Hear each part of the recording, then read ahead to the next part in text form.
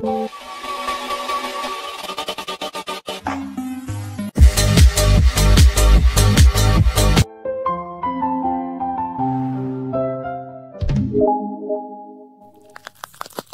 minasan, balik lagi sama Ray di sini. Selamat datang bagi pengunjung baru. Bagaimana kabar sobat Recap semua? Semoga sehat dan tetap semangat di segala kondisi. Pada kesempatan kali ini kita akan bahas kasus misteri ledakan sebuah mobil retro di sebuah villa mewah pegunungan. Ketika itu detektif Boy sedang pergi ke daerah pegunungan tersebut untuk camping. Namun Profesor Agatha nampaknya lupa mengisi bensin dan kehabisan bahan bakar di tengah jalan. Pada episode kali ini, Haibara nampaknya mengalami sedikit trauma akibat kasus ledakan tersebut. Sebelum ke alur ceritanya, support kami dengan cara subscribe channel ini yang pastinya gratis. Hanya perlu padamkan tombol merah. Like juga bila suka video ini dan tinggalkan jejak kalian di kolom komentar. Jangan lupa nyalakan bel notifikasinya agar tidak ketinggalan updatean video terbaru dari channel ini. Arigato gozaimasu. Oke, kalau sudah semua, siapkan kopi cemilan buat diri kalian sesantai mungkin karena cerita ini hiburan bermakna. Kita langsung aja ke TKP.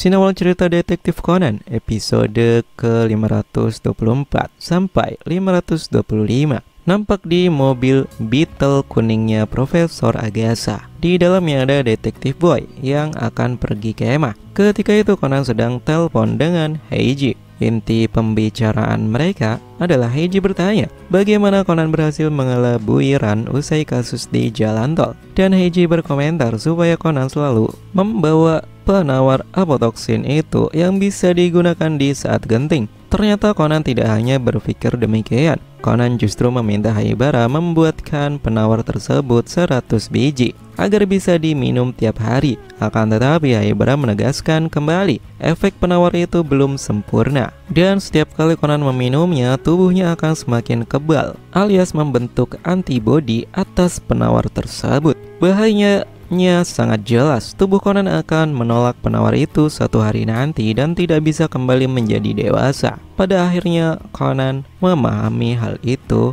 dan tidak jadi meminta penawar sebanyak tersebut. Usai telepon Conan ditutup, tiba-tiba mobil Agatha terhenti di tengah perjalanan. Ternyata kehabisan bahan bakar. Jalur tersebut cukup jauh dari pom bensin, sehingga mereka hanya mengandalkan bantuan orang lain. Awalnya Agatha berusaha meminta tolong Okio Subaru. Namun saat mengecek ponselnya, di area lembah itu tidak ada sinyal. Conan pun menjelaskan bahwa mereka hanya punya 3 pilihan. Turun bukit ke pom bensin yang berkisar 1 jaman ke bawah, atau naik ke atas dengan berjalan kaki dan meminjam telepon pemilik villa. Atau pilihan terakhir, menunggu pengendara lain yang melewati jalur tersebut untuk menumpang. Namun pilihan ketiga ini bisa dibilang hanya keberuntungan mengingat jalur tersebut sepi kendaraan. Beberapa menit berlalu, sebuah mobil retro berwarna hitam muncul. Mobil itu berhenti karena Agatha dan Detektif Boy melambai. Agatha menjelaskan maksud tujuannya dan penyebab mobilnya terhenti di tengah jalan.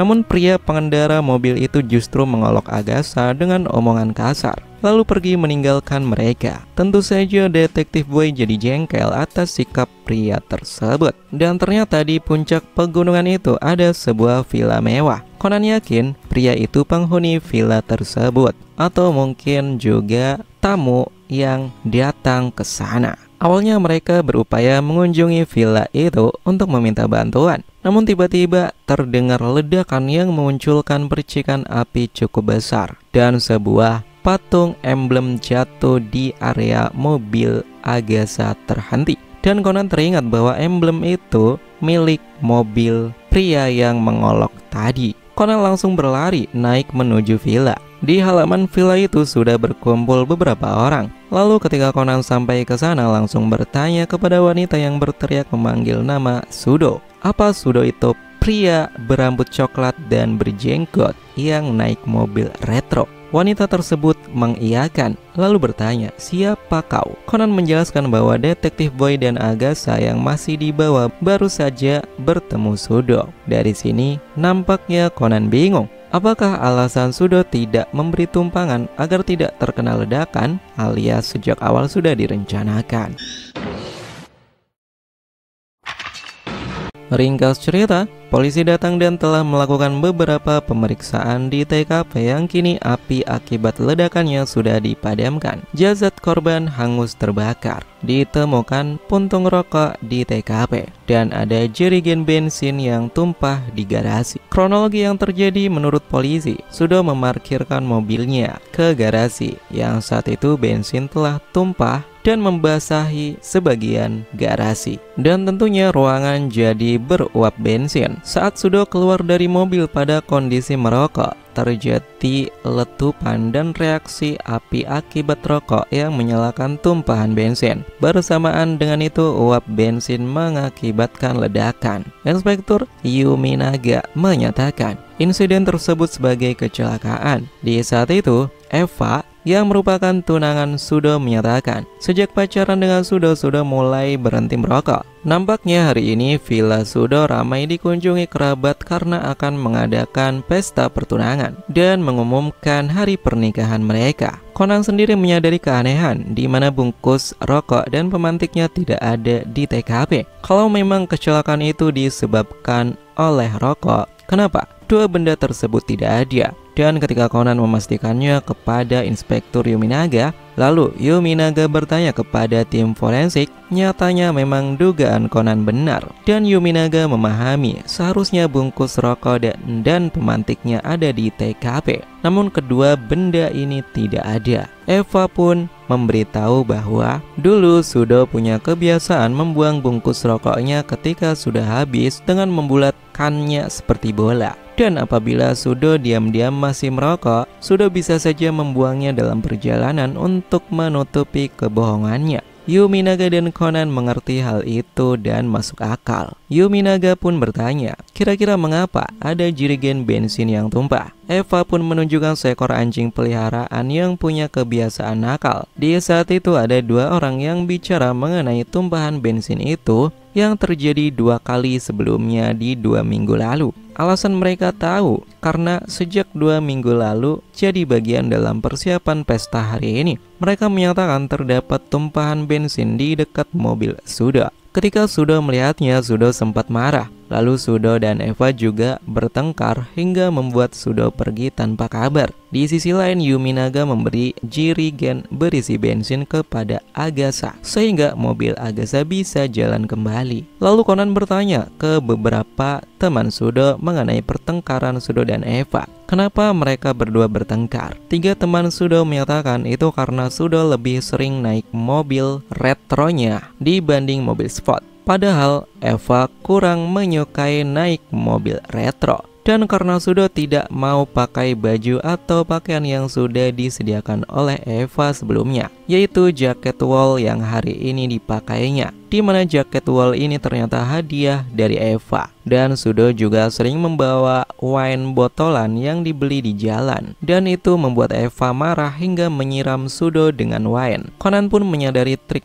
pelaku membuat ledakan di garasi, yaitu adanya jaket wol dan mobil retro. Namun Conan masih memikirkan satu kepingan terakhir, bagaimana percikan api terjadi. Sayangnya Yuminaga mengangkat Conan dan menghentikan tingkahnya, lalu menyuruh Conan pergi, menyerahkan kasus itu kepada polisi. Ketika detektif Boy dan Agatha sudah kembali ke mobil dan mengisi bensin, Haibara mulai bertingkah aneh lagi. Hal ini sudah beberapa kali dilakukan sejak pagi tadi, yaitu meminta dibukakan pintu. Conan pun berusaha memberi tutorial membuka pintu mobil. Namun Haibara marah dan bukan masalah bisa atau tidak, tapi Haibara ingin dibukakan pintunya, alias tidak mau membukakan pintu itu sendiri. Conan nampak keras kepala dan menunjukkan cara membuka pintu mobil. Namun saat baru menunjukkan telapak tangan, Conan tersenyum dan mengetahui keping terakhir dari trik pelakunya. Ringkas cerita, Yuminaga meminta Eva datang ke kantor polisi untuk memberi penjelasan dan kesaksian atas kasus ledakan di villa tersebut. Nampaknya Conan sengaja membuat rencana dengan polisi. Di saat itu Eva mengikuti permintaan Yuminaga. Namun Eva berkata, "Aku tidak mau naik mobil polisi, jadi aku akan pakai mobilku sendiri." Yuminaga nampaknya tidak mempermasalahkan hal tersebut. Kemudian Conan menawarkan untuk ikut bersamanya naik mobil Agatha. Awalnya Eva menolak beralasan, bukankah mobilnya penuh oleh detektif boy. Conan menjelaskan bahwa mereka ingin naik mobil polisi, sehingga bangku belakang masih muat 2 orang. Pada akhirnya Eva ikut ke mobil Agatha setelah Conan berupaya dengan berkata, "Padahal aku ingin menunjukkan sesuatu yang kutemukan mengenai kakak Sudo." Hal ini belum diketahui polisi. Karena penasaran dan mungkin Eva berpikir barang tersebut bisa saja berkaitan dengan celah trik yang dia buat. Akhirnya Eva naik mobil Agatha. Dalam perjalanan, Conan menunjukkan patung emblem mobil Sudo. Lalu bertanya, "Bukankah Kak Eva tidak suka naik mobil retro?" Eva menjawab, "Bukan tidak suka, hanya kurang terbiasa saja." Kemudian Conan juga menyinggung mengenai jaket wol yang merupakan hadiah Eva untuk Sudo. Hal ini mengarahkan kesukaan Eva itu mirip seperti Haibara yang saat ini juga memakai jaket wol. Eva pun menegaskan, "Apa hal yang mau ditunjukkan hanya patung emblem ini?" Conan menjawab, "Iya, hanya itu." Eva nampaknya berwajah lega mendengar pernyataan Conan. Sedangkan Conan tersenyum. Di saat itu Agatha beralasan bensinnya sepertinya tidak akan cukup sampai ke kantor polisi. Dan di tengah malam itu kebanyakan pom bensin sudah tutup. Conan pun menyarankan untuk pulang ke rumah Agatha dulu mengisi bensin di sana. Karena di garasi ada jerigen bensin yang seharusnya untuk persiapan kemah justru tertinggal. Eva pun tidak keberatan mampir ke rumah Agatha dulu. Sesampainya di garasi, Agatha turun dan mengambil jerigen. Namun tak sengaja kaki Agatha tersandung dan membuatnya terjatuh hingga isi jerigen tumpah di lantai dekat mobil. Karena baju dan kedua tangan Agatha basah, Agatha meminta Haibara mengambilkan lap di bagasi mobil. Tentu saja Haibara mengambil kunci mobilnya untuk membuka bagasi. Dan di saat Haibara akan membuka bagasi, Eva berteriak menghentikannya dengan berkata, "Jangan, hentikan itu. Tempat ini bisa meledak karena listrik statis pada jaket." Di saat yang sama, Yuminaga muncul. Tentu saja teriakan Eva didengar dan terungkap. Alasan kebakaran garasi di villa itu disebabkan adanya listrik statis. Conan pun berdeduksi bahwa Eva sebenarnya sudah mencoba trik itu 3 kali, namun 2 kali pertama gagal karena pertama, Sudo tidak memakai jaket wol yang diberikan Eva. Dan percobaan kedua gagal karena Sudo turun di tengah jalan membeli wine botol. Hal ini membuat listrik statis menghilang saat tangan Sudo menyentuh wine. Namun hari ini berhasil sesuai rencana.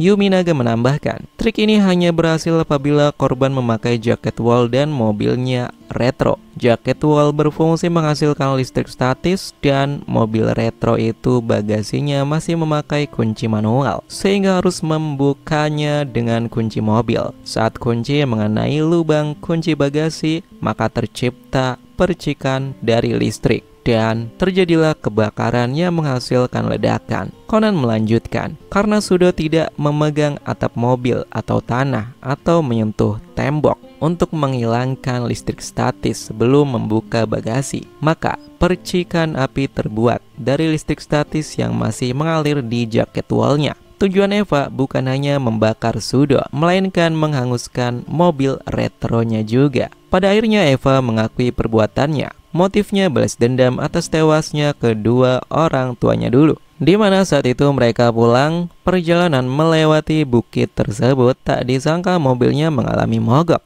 Dan ayahnya yang mengidap penyakit asma kehabisan obat. Ibunya berusaha meminta pertolongan dan Sudo lewat di jalan itu. Namun Sudo berkata, "Bukankah sudah waktunya Pak tua itu dikebumikan nenek peot?" Lalu pergi. Ibunya bercerita kepada Eva dan yang masih diingat adalah emblem mobil Sudo. Kejadian itu membuat ayahnya meninggal Dan tak lama, ibunya tertekan dan meninggal juga. Usai itu Eva berkata, "Jangan lakukan itu lagi. Tadi itu bahaya." Apa yang dilakukan Haibara hampir persis seperti triknya dan bisa meledakkan garasi Agatha. Namun Conan menyangkal, jaket Haibara bukan wool. Lubang kunci bagasi mobil sudah diselotip dan isi jerigen itu bukan bensin, melainkan air biasa. Eva pun dibawa polisi. Di saat itu Haibara melihat kedua telapak tangannya dengan wajah serius. Keesokan harinya, nampak detektif boy sedang main game. Ada Conan dan Agatha juga. Ketika itu Haibara berada di depan pintu. Ketika berusaha menyentuh gagang pintu, Haibara teringat perkataan Conan untuk menghilangkan listrik statis, menempelkan telapak tangan ke tembok. Dan Haibara melakukan itu baru membuka pintunya. Alasan sejak kemarin Haibara selalu menyuruh orang lain membukakan pintu apapun untuknya, bukan tanpa alasan. Hal itu karena dia trauma terjadinya ledakan karena listrik statis. Begitu masuk ke dalam, Ayumi menyapanya dan mengajak bermain game. Di saat itu Haibara tersenyum dan ikut serta memainkan game itu hingga mengalahkan detektif boy yang lain.